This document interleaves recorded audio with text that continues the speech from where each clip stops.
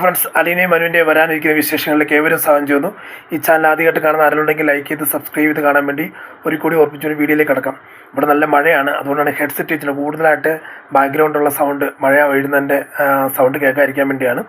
അപ്പം അതുകൊണ്ട് എല്ലാം ക്ഷമിച്ചുകൊണ്ട് വീഡിയോ കാണുമെന്ന് പ്രതീക്ഷിച്ചോടെ വീഡിയോയിൽ കിടക്കാം. അങ്ങനെ നമ്മുടെ അവതക്കുട്ടിയുടെ രണ്ട് പിള്ളേരും കൂടെ വന്നേക്കുവാണ്, ആൽബർട്ടും ഔസേപ്പച്ചനും വന്നിട്ട് നമ്മുടെ ഒരു ചെറിയ കുപ്പിയെല്ലാം പൊട്ടിച്ച് നമ്മുടെ റോബിച്ചിനുമായിട്ടിരുന്ന് അടിയൊക്കെ തുടങ്ങി.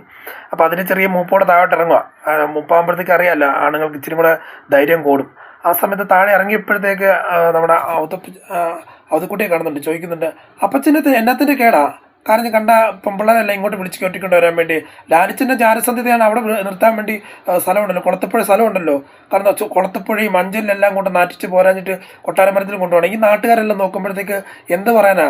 കാരണം ഞങ്ങളിതാണ് ഞങ്ങൾക്ക് കുടുംബമായിട്ട് താമസിക്കുന്നത്. ഞങ്ങളിവിടെ വന്ന് ഇതറിഞ്ഞു വന്നത്. ഞങ്ങൾ നാട്ടുകാരൊക്കെ വിളിച്ച് പറയുന്നുണ്ട്, ലാലിച്ചൻ്റെ പിള്ളേരും ലാലിച്ചൻ്റെ കൊച്ചും ലാലിച്ചൻ്റെ ജാരസന്ധിതി എല്ലാം വന്നിട്ടുണ്ട്. അതായത് അന്ന് സ്വന്തം കുടുംബം നോക്കത്തുമില്ല, മാത്രമല്ല ജാരസന്ധിതികളെ പൊക്കി പിടിച്ചുകൊണ്ട് നടക്കുകയൊക്കെ ചെയ്യാന്ന് അവസരം ചോദിക്കുമ്പോഴത്തേക്ക് ഉടനെ പറയാം, നീ എന്തിനാ തട്ടിക്കയറുന്നത് എൻ്റെ അടുത്ത്? അവനും നാളത്തെ കഴിഞ്ഞിട്ട് ഇങ്ങോട്ട് വരും, നേരിട്ട് പറഞ്ഞാൽ പോരെ? കാരണം നിൻ്റെയൊക്കെ കാലിന് മുട്ട് വരയ്ക്കുമെന്ന് ചോദിക്കുമ്പോഴത്തേക്ക് പറയാം, പറയാതെ തന്നെ ഇരിക്കത്തില്ല, പറയുന്നുണ്ട് പറ. അല്ലാതെ നീയൊക്കെ ഇങ്ങനെ നോക്കിക്കൊണ്ടിരുന്നിട്ട് കാര്യമില്ല. അവൾ ഇവിടെ വന്നിട്ട് എന്താ ചെയ്ത്? ഒരു കുഴപ്പമില്ല. അപ്പച്ചനിപ്പം അവൾ പൊക്കി പിടിച്ചുകൊണ്ട് നടക്കുകയാണല്ലോ എന്ന് ചോദിക്കുമ്പോഴത്തേക്ക്, എടാ 10-23 വർഷം ആ കൊച്ചി ഒറ്റയ്ക്ക് ജീവിച്ച അവനെ ഈ നല്ല രീതിയിലുള്ളതാണെങ്കിൽ ആ കൊച്ചി ഇപ്പോഴും ഈ വീട്ടിൽ നല്ലൊരു അംഗമായി മാറിയാനെ. അതൊക്കെ നീയൊക്കെ മനസ്സിലാക്കാതെ അതിൻ്റെയൊക്കെ ഒരു കുഴപ്പമെന്ന് പറയുകയാണ്.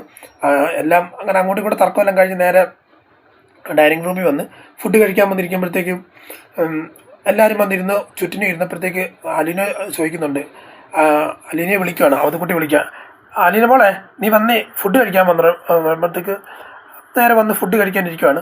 അപ്പോൾ ആദ്യം ഫുഡ് കഴിക്കാൻ എല്ലാവരും ഇരുന്നപ്പോഴത്തേക്ക് മാറി നിന്ന അലീന, പക്ഷെ പിന്നീട് ഫുഡ് കഴിക്കാൻ വന്നിരുന്നു.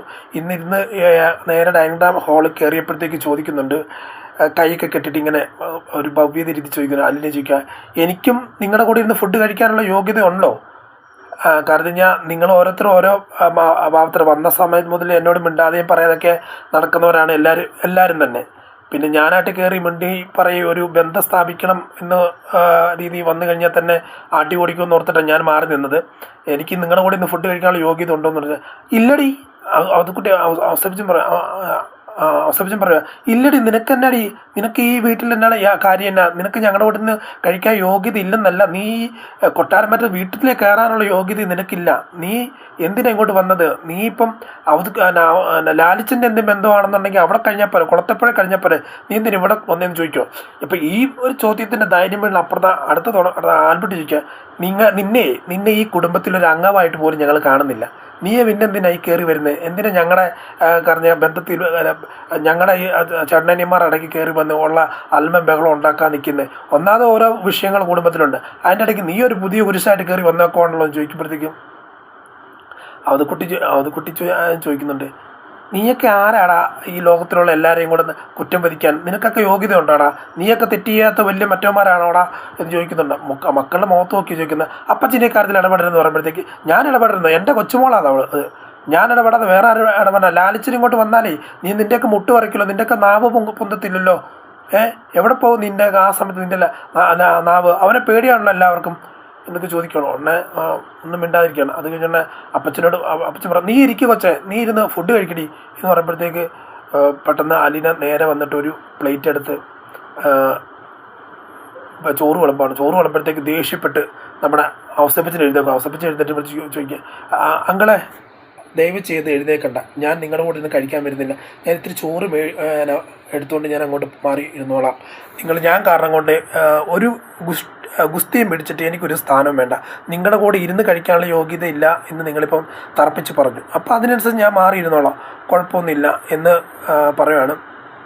അങ്ങനെ പറഞ്ഞ് മാറി ഇരുന്ന് കഴിയുമ്പോഴത്തേക്ക് അടുക്കളയിലോട്ട് പോവുക. അടുക്കളയിൽ പോയിട്ട് അടുക്കള വാതിൻ്റെ അവിടെ എത്തുമ്പോഴത്തേക്ക് പറയാം, പിന്നെ എല്ലാവരോടും ഒരു കാര്യം പറയാം, ഈ ലോകത്ത് അനാഥയായിട്ട് ജീവിക്കണമെന്ന ആഗ്രഹത്തിൽ ആരും ജനിക്കുന്നതല്ല.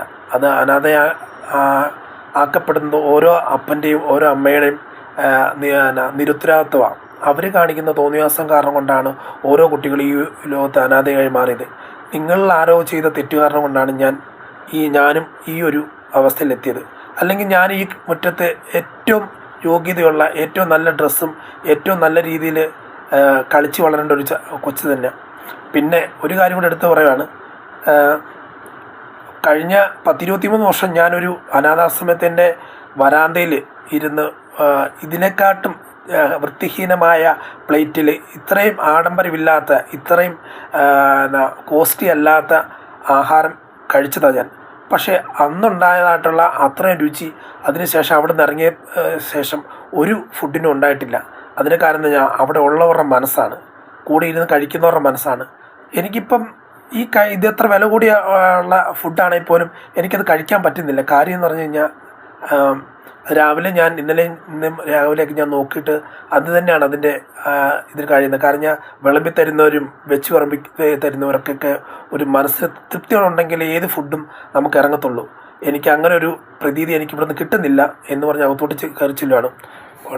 അപ്പോൾ അടി കൊണ്ടതുപോലെ കരഞ്ഞ തങ്ങൾ നോക്കേണ്ട, അത് ഞങ്ങൾ ഓരോരുത്തരും നോക്കേണ്ടതാണല്ലോ ലാലിച്ചൻ്റെ മകളെ എന്നുള്ള കുറ്റബോധം. പക്ഷെ അത് അംഗീകരിക്കാനുള്ളൊരു മനസ്സില്ലായ്മയാണ് അവരെ അതിലേക്ക് നയിച്ചുകൊണ്ട് ഒന്നും മിണ്ടാതിരിക്കുകയാണ്. അത് കഴിഞ്ഞാൽ അവതക്കുട്ടി പറയുകയാണ്, കേട്ടല്ലോട് ആ കൊച്ചിൻ്റെ കണ്ണുനീര്, അതിനൊക്കെ നമ്മൾ ഓരോരുത്തരും ഉത്തരവാദികളാണ് എന്ന് പറഞ്ഞുകൊണ്ട് അകത്തോട്ട് കയറി പോവാണ്. ഞാൻ പ്ലേറ്റ് എടുത്തിട്ട് അകത്തോട്ട് കയറി പോകണം. അലീന ചോദിക്കുന്നുണ്ട്, എന്താ അപ്പച്ചാന്ന് ചോദിക്കുന്നുണ്ട്. ഇല്ല ഞാനിവിടെ വരുവാ മോളെ എന്ന് പറയുമ്പോഴത്തേക്ക് അപ്പോൾ തറയിരുന്ന് ഫുഡ് കഴിക്കുന്നവരെ അലീന. പിന്നെ സൈഡിൽ വന്ന് അവധിക്കുട്ടി ഇരിക്കുന്നുണ്ട്. അപ്പച്ചൻ അവിടെ പോയിരുന്നു എന്ന് പറഞ്ഞു. ഇല്ല മോളെ ഒറ്റയ്ക്കാവുമല്ലോ എന്ന് പറഞ്ഞു. അപ്പച്ച കഴിഞ്ഞ 10-23 വർഷമായിട്ട് ഞാൻ ഒറ്റയ്ക്കായിരുന്നു. പിന്നെ ഇവിടെ വന്ന് പിന്നെ കുളത്തുപുഴയും ഞാനും അപ്പച്ചനും ഒറ്റയ്ക്കായിരുന്നല്ലോ. അപ്പം അപ്പോഴൊന്നും നമ്മളാരും സഹായിച്ചൊന്നുമില്ല. ഇതൊക്കെ എനിക്ക് ശീലമായിട്ടിരിക്കുന്നതിന് ഈ ലോകത്തിലുള്ളവരെല്ലാവരും ഒറ്റപ്പെട്ടും അങ്ങനെയൊക്കെയാണ് ജീവിക്കുന്നത്. പിന്നെ എനിക്കിവിടെ ഒരു സ്ഥാനം കിട്ടണമെന്നുള്ള ഉദ്ദേശത്തോടല്ല വന്ന് 23 വർഷം കഴിഞ്ഞ് വന്നപ്പോഴത്തേക്ക് എനിക്കൊരുപാട് ബന്ധങ്ങളുണ്ട്, അപ്പനുണ്ട്, അമ്മയുണ്ട്, സഹോദരങ്ങളുണ്ട്, ഒരുപാട് പേരുണ്ടെന്ന് കരുതിയാണ് വന്നേ. അപ്പോൾ അവരിലെല്ലാം ഒരു സ്ഥാനം പിടിച്ചു പറ്റാനല്ല, അവരെയൊക്കെ ഒന്ന് കാണണം എന്നുള്ള ആഗ്രഹത്തോടെ ഇവിടെ വന്നേ. പക്ഷേ ആരും അത് അംഗീകരിക്കുന്നില്ല എന്ന് പറയുമ്പോഴത്തേക്ക് കുട്ടി പറയണേ, മോളെ വിട്ടുകള മോളെ, അവനൊക്കെ അത്രയൊക്കെ ഉള്ളൂ വിവരവും വിദ്യാഭ്യാസം. പറഞ്ഞിട്ട് കാര്യമില്ല. പണം കൂടുന്നതിനനുസരിച്ച് അഹങ്കാരം കൂടും, അഹങ്കാരം കൂടുന്നതിനനുസരിച്ച് തന്നെ മറന്ന് ജീവിക്കാൻ ആഗ്രഹിക്കും. അപ്പം അതൊക്കെയാണ് ഈ ലോകത്ത് നടക്കുന്നത്. അതുകൊണ്ട് നീ വിഷമിക്കുക, നീ അവിടെ ഇരിക്കും മോളെ എന്ന് പറയണം. എല്ലാവരും ഊണൊക്കെ കഴിഞ്ഞിട്ട് എല്ലാവരും കിടപ്പുമുറിയിൽ പോയി. അന്ന് രാത്രി തന്നെ നമ്മുടെ ആൽബർട്ടും ഔസേപ്പിച്ചനും പോവാണ്. കാരണം ഇനിയിപ്പോൾ അവിടെ നിന്നിട്ട് കാര്യമില്ല, അവളുടെ വായിന്നെല്ലാം കേട്ടിട്ടുണ്ട്, അലീയുടെ വായിന്നെല്ലാം കേട്ടിട്ടുണ്ട്.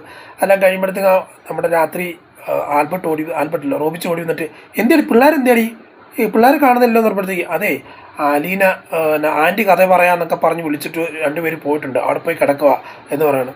ആണോ, ശരി, ഞാൻ പോയിട്ട് നാളെ അവർക്ക് പിള്ളേർക്ക് സ്കൂളിൽ പോകണ്ടല്ലേ, ഇങ്ങനെ പോയി കഥയും കേട്ടുകൊണ്ട് ഇരുന്ന് കഴിഞ്ഞാൽ എങ്ങനെയാണ് എന്നുള്ളത് ചോദിച്ചുകൊണ്ട് നേരെ ചെല്ലുവാണ്. നേരെ ചെന്ന് അതുക്കുട്ടിയുടെ അടുത്ത് ചെന്ന് ചോദിക്കുന്നുണ്ട്. അല്ല അതുക്കുട്ടിയില്ല, സോറി, അലീനയുടെ അടുത്ത് ചെന്ന് നോക്കുമ്പോഴത്തേക്ക് കഥ കേട്ടോണ്ട് ഒരാളാണെങ്കിൽ അലീനയുടെ തോളത്ത് ചാരിക്കിടന്ന് കഥ കേൾക്കുന്നു, ഒരാളാണെങ്കിൽ തൻ്റെ മടി കിടന്ന് കഥ കേൾക്കുന്നു. ഇപ്പോൾ 2 പേരും കാണിച്ചു കൊടുത്ത്, പിള്ളേരെ എടാ ജോൺ പോൾ നിനക്ക് നാളെ സ്കൂളിൽ പോകണ്ടെന്ന് പറഞ്ഞാൽ അണ്ണ ചോദിക്കും. ജോൺ പോൾ ചാടിക്കുന്നു, അതിനെക്കാട്ട് ഒച്ചയ്ക്ക് ചോദിക്കുന്നുണ്ട്, പപ്പ എന്തിനാ ഇങ്ങോട്ട് ഇപ്പോൾ വന്നത്, പപ്പ പോയി കിടക്കാൻ നോക്കും, ഞങ്ങളിവിടെ കഥ കേട്ടോണ്ട് കിടക്കുമല്ലേ എന്ന് ചോദിക്കുമ്പോഴത്തേക്ക്, നിനക്ക് നാളെ സ്കൂളിൽ പോകണ്ട, ഞങ്ങൾ ഇത് കേട്ടിട്ട് വന്നോളാം, ഞാൻ കേട്ടിട്ട് കിടന്നുറങ്ങിക്കോളാം, പപ്പ പോയി കിടക്ക് എന്നുള്ളത് പറയാണ്. ഉടനെ നമ്മുടെ അലീന അല്ല ദിയമോള് പറയണേ, പപ്പ ഞങ്ങൾ കുറച്ച് നേരമല്ലേ ഉള്ളൂ ഇവിടെ, കുറച്ച് നാൾ ഇപ്പം 2-3 ദിവസമല്ലേ ആൻറ്റി ഉള്ളൂ, അത് കഴിയുമ്പോഴത്തേക്ക് ആൻറ്റി പോകുമെന്നാണ് പറയുന്നത് കേട്ടെ. അപ്പം ഞങ്ങൾക്ക് അതുവരെ ഒന്നൊക്കെ ഇവിടെ ഇരുന്ന് കഥയൊക്കെ കേട്ടോട്ടെ കഴിയുമ്പോഴത്തേക്ക് റോബിച്ചിന് ഓടി വന്നിട്ട് ചെറുക്കൻ കൊച്ചിനെ എടുക്കുകയാണ്. ചെറുക്കൻ കൊച്ചിനെ എടുത്തപ്പോഴത്തേക്ക് ചുരുണ്ടുകൂടി അലീനെ കെട്ടിപ്പിടിച്ചിട്ട് കിടക്കാൻ നോക്കുകയാണ്.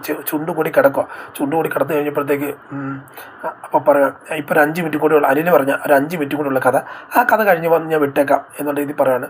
പിന്നെ റോബിച്ച് നേരെ ചെല്ലുകയാണ്. റോബിച്ച് വന്നിട്ട് 5 മിനിറ്റ് കൂടെ കഴിഞ്ഞിട്ട് കഥ കഴിയത്തുള്ളൂ, അപ്പോഴേ വരത്തുള്ളൂ എന്നാണ് പറഞ്ഞേക്കുന്നത്, എന്താണെങ്കിലും ശരിയെന്ന് പറയുമ്പോൾ 5 മിനിറ്റ് കഴിഞ്ഞ് 10 മിനിറ്റ് 15 മിനിറ്റ് കഴിഞ്ഞപ്പോഴത്തേക്കും പിള്ളേരുടെ അടുത്ത് ചെല്ലുവാണ്. അവിടെ ചെന്നപ്പോഴത്തേക്ക് ആൻസിയാണ് ചെല്ലുന്നത്. ഫുഡ് പിള്ളേരെ എടുക്കാൻ ചെല്ലുമ്പോഴത്തേക്ക് പിള്ളേർ 2 പേരും നല്ല ഉറക്കം. തൻ്റെ 2 പേരും തൻ്റെ ഒരാൾ തോളത്തും ഒരാൾ മടിയിലും കിടന്ന് ഉറങ്ങുവാണ്. ഉറങ്ങിയപ്പോഴത്തേക്ക് പിള്ളേർ ഞാൻ എടുക്കട്ടെ എന്ന് ചോദിക്കുമ്പോഴത്തേക്ക് വേണ്ട, അവർ ഉറങ്ങി, കഥ കേട്ട് ഉറങ്ങിപ്പോയി, അതുകൊണ്ട് പൊക്കോ എന്ന് പറയണം. അപ്പം അലീന നമ്മുടെ ആൻസി അവിടുത്തെ ലൈറ്റ് ഓഫ് ആക്കിയിട്ട് കഥകം ചാരിയിട്ട് ആൻസിയുടെ റൂമിൽ പോവാണ്. അപ്പോൾ അടുത്ത അലീനയും ഉറക്കത്തിലേക്ക് ചാഞ്ഞപ്പോഴത്തേക്ക് ദാണ്ട വരുന്നു കോള്. എന്നിട്ട് കോള് വിളിക്കുന്നത് നമ്മുടെ സ്റ്റാലിയാണ്. സ്റ്റാലി കോളി ചെയ്യുമ്പോൾ പപ്പ എന്നെ ഉണ്ടോ എന്ന് ചോദിക്കുമ്പോഴത്തേക്ക് എങ്ങനെയുണ്ട് മോളെ അവിടെ, നിനക്ക് എങ്ങനെയുണ്ട്, വല്ല കുഴപ്പങ്ങളുണ്ടോയെന്ന്. ഇല്ല പപ്പ, ഒരു കുഴപ്പമൊന്നും ഇല്ല എന്ന് പറയാണ്. അങ്ങനെ കുഴപ്പങ്ങളൊന്നും ഇല്ല എന്ന് പറഞ്ഞുകൊണ്ടിരിക്കുമ്പോഴത്തേക്ക് പപ്പ പറയണം നമ്മുടെ അല്ല കുഴപ്പങ്ങളുണ്ടെങ്കിൽ പറയണം, ഞാൻ ഇന്നോ നാളെ ഒക്കെ ആയിട്ട് അവിടെ വരും, നാളെ നാളത്തെ കഴിഞ്ഞിട്ട് അവിടെ വരും, എന്നിട്ട് നമുക്ക് അങ്ങോട്ട് പോകാമെന്നുണ്ട്. കുഴപ്പമില്ല പപ്പ എന്ന് പറയണം. അല്ല കഴിച്ചോ എന്നൊക്കെ ചോദിക്കുന്നുണ്ട്. കഴിച്ചു. എവിടെ പപ്പ എവിടെ? ഞാനിപ്പോൾ എറണാകുളത്ത്, ഇപ്പം ട്രിവാൻഡ്രത്താണ്. ഞാൻ നാളെ എറണാകുളത്ത് പോകും. നാളെ ചിലപ്പോൾ അവിടെ സ്റ്റേ ചെയ്തിട്ട് ചിലപ്പോൾ നാളെ കഴിഞ്ഞ് വരും, അല്ലെങ്കിൽ നാളെ തന്നെ വരും എന്ന് പറഞ്ഞാൽ ശരിയൊക്കെ പപ്പ ഗുഡ് നൈറ്റ് എന്ന് പറയുവാണ്. ഗുഡ് നൈറ്റൊക്കെ പറഞ്ഞ് അങ്ങോട്ടും ഇങ്ങോട്ട് ഫോൺ കട്ട് ചെയ്തിട്ട് അത് പിറ്റേ ദിവസം രാവിലെയാണ് കാണിക്കുന്നത്. അടുത്ത സീൻ കൊണ്ട് കാണിക്കുമ്പോഴത്തേക്ക് രാവിലെ എഴുന്നേറ്റ് പിള്ളേർക്ക് ഫുഡൊക്കെ ഉണ്ടാക്കി കൊടുത്ത്, അതായത് പിള്ളേർക്ക് ഹോർലിക്സ് ഒക്കെ ഉണ്ടാക്കി കൊടുത്ത്, അതുപോലെ ബ്രേക്ക്ഫാസ്റ്റ് ഉണ്ടാക്കി കൊടുത്ത്, പിന്നെ പിള്ളേരെ കുളിപ്പിച്ച് റെഡിയാക്കി രാവിലെ യൂണിഫോമൊക്കെ ഇടിപ്പിച്ച് പിള്ളേരെ സ്കൂളിൽ വിടാൻ വേണ്ടി അലീനെ കൊണ്ടുപോവാണ്. അലീനെ കൊണ്ടുപോകുമ്പോഴത്തേക്ക് അന്ന് വരെ ഒരു ഇല്ലാത്തൊരു അന്തരീക്ഷമാണ് അവിടെ ഉണ്ടായിരിക്കുന്നത്. കാര്യം എന്ന് പറഞ്ഞു കഴിഞ്ഞാൽ ആൻസി പിള്ളേരെ വിളിച്ചുകൊണ്ട് പോകാൻ നിൽക്കുമ്പോഴത്തേക്ക് പിള്ളേർ പറയാം, അമ്മ പറഞ്ഞ സ്കൂൾ ബസ് വിടാൻ അമ്മ പറഞ്ഞ ആൻറ്റി വന്നോളും, ആൻറ്റി ഞങ്ങൾ കൊണ്ടുവിടാമെന്ന് പറഞ്ഞിട്ടുണ്ട് എന്ന് പറഞ്ഞു. അപ്പം ആ വീടിൻ്റെ അവിടെ നിന്ന് ആ ഗേറ്റിൻ്റെ അവിടെ വരെ, ഗേറ്റ് റബ്ബർ കാട്ട് ഉള്ളിൻ്റെ അകത്തൂടെ ഗേറ്റിൻ്റെ അവിടെ വരെ അലീനെ രണ്ടുപേരുടെ കൈ പിടിച്ച് പിള്ളേർ അങ്ങോട്ട് കൊണ്ട് പാട്ടൊക്കെ പാടി കളിച്ച് ചിരിച്ചെല്ലാം പോവാണ്. ചെന്ന് വണ്ടി കയറ്റി വിടുന്നു. ധാരാളം ചോദിക്കുമ്പോഴത്തേക്ക് ഇത് ഞങ്ങളുടെ ആൻറ്റിയാ എന്നൊക്കെ സ്കൂൾ ബസ്സിലെ ആയോടും ടീച്ചേഴ്സിനൊക്കെ പറയുന്നുണ്ട്. അപ്പോൾ അവരെല്ലാം ഹായ് കൊടുത്ത് പിള്ളേരെല്ലാം അലീനയ്ക്ക് ഹായൊക്കെ കൊടുത്ത് വിടുന്നുണ്ട്. അത് കഴിഞ്ഞാൽ നേരെ വന്നപ്പോഴത്തേക്ക് അലീന വന്നുകൊണ്ടിരിക്കുമ്പോൾ അടുത്ത സീൻ എടുത്താൽ മറിയക്കുട്ടിയുടെ ആൻസി പറയണം, ഇന്നലെ വരെ ഈ കുടുംബം അല്ലെങ്കിൽ ഈ വീട് കുട്ടിച്ചോറാക്കുന്ന രണ്ട് പിള്ളേർ രാവിലെ എഴുന്നേറ്റ് എന്താ ബഹളം, ഒരു ദിവസം പോലും അടികൊള്ളാതെ സ്കൂളിൽ പോയിട്ടില്ല, ഇന്നിപ്പോൾ കൊണ്ട് എന്ത് വൃത്തിക്കും മെനയ്ക്കാ പോകുന്നേ എന്ന് പറയുകയാണ്. ഉടനെ മറിയക്കുട്ടി പറയാം, അത് ശരിയാ, ആ കൊച്ച് വന്നതിന് പിന്നെയാണ് ഇവിടെ ഒരു ചെറിയ സമാധാനം ഉണ്ടായത്, പിള്ളേർ പഠിപ്പിക്കുന്ന പിള്ളേരുടെ കാര്യങ്ങളെല്ലാം അത്യാവശ്യം കാര്യങ്ങളെല്ലാം നടക്കുന്നു പറയുമ്പോഴത്തേക്ക് അത് ശരിയാ എന്ന് പറഞ്ഞ് നിൽക്കുകയാണ്. എല്ലാം കഴിയുമ്പോഴത്തേക്ക് അടുത്ത സീൻ കാണിക്കുന്ന നമ്മുടെ ഒരു കുറച്ചു നേരം കഴിയുമ്പോഴത്തേക്ക് ഷെറിനെ വിളിച്ചെഴുന്നേപ്പിച്ച് ഫുഡെല്ലാം കൊടുക്കുക, ബ്രേക്ക്ഫാസ്റ്റ് കൊടുക്കുന്നത്, പിന്നെ ഈ ഫുഡെല്ലാം അതായത് ഗുളിയെല്ലാം കൊടുത്തിട്ട് നിൽക്കുകയാണ്. അപ്പം അടുത്ത സീൻ കാണിക്കുന്നപ്പോഴത്തേക്ക് നമ്മുടെ ഇവരാണ് ഔസേപ്പച്ചൻ്റെ ഭാര്യയും പിള്ളേരെല്ലാം വന്ന് മുറ്റത്ത് നിൽക്കുകയാണ്. മുറ്റത്ത് നിന്ന് ചോദിക്കുന്നുണ്ട്, വന്ന ഗിഫ്റ്റ് എന്തേടി എന്ന് ആൻസി എന്നൊക്കെ ചോദിക്കുന്നുണ്ട്. അകത്തുണ്ട് ചേച്ചി എന്ന് പറയുമ്പോഴത്തേക്ക് ഒന്ന് കാണട്ടെ എന്നുള്ള രീതിയിൽ നേരെ വന്നിട്ടൊരു തറപ്പിച്ചൊരു നോട്ടമൊക്കെ നോക്കിയിട്ട് പോകുന്നുണ്ട് നമ്മുടെ അതായത് വത്സമ്മ എന്നാണ് ഔസേപ്പച്ചൻ്റെ ഭാര്യയുടെ ഒരു വത്സമ്മ. പിന്നെ മക്കളൊരു 3 മക്കളാണ്. അപ്പോൾ സാന്ദ്ര, ജോസൂട്ടി, പിന്നെ മിലൻ, അങ്ങനെ 3 പേരാണ്. ഇവരെല്ലാം വരുന്നുണ്ട്. ഇപ്പോൾ ഈ മക്കളോട് 3 പേരോട് സംസാരിക്കാൻ നോക്കുമ്പോഴത്തേക്ക് 3 പേരും തെന്നിച്ച് മാറി ചിലർ ആൻസർ പറയുന്നു, ചിലർ ആൻസർ പറയുന്നില്ല, അങ്ങനെയുള്ള കാര്യങ്ങളൊക്കെയാണ് ചെയ്തുകൊണ്ടിരിക്കുന്നത്. അപ്പം അലീനയ്ക്ക് കാര്യം മനസ്സിലായി. കാരണം നമ്മളെ മുൻവിധിയോടെ കാണുന്ന ആൾക്കാരൊക്കെയാണ് ഇവർ. കാരണം ഇവർക്ക് ഓൾറെഡി ന്യൂസ് കിട്ടിയിട്ടുണ്ട്, ഇന്ന പോലെ അവളവിടെ ഒരു ജാരസന്ധിതിയാണ് വന്നേക്കുന്നത്, അപ്പോൾ അവളുടെ അടുത്ത് സൂക്ഷിച്ച് കണ്ട് നിന്നാൽ മതി, ഇതാന്നൊക്കെ അവൾക്ക് കൂടുതൽ നാവാണ്, അങ്ങനെ എങ്ങനെയാണ് എന്നൊക്കെയാണ് മനസ്സിലാക്കിയേക്കുന്നത്. അങ്ങനെ മനസ്സിലായി. അപ്പം അങ്ങനെ നിൽക്കുകയാണ്.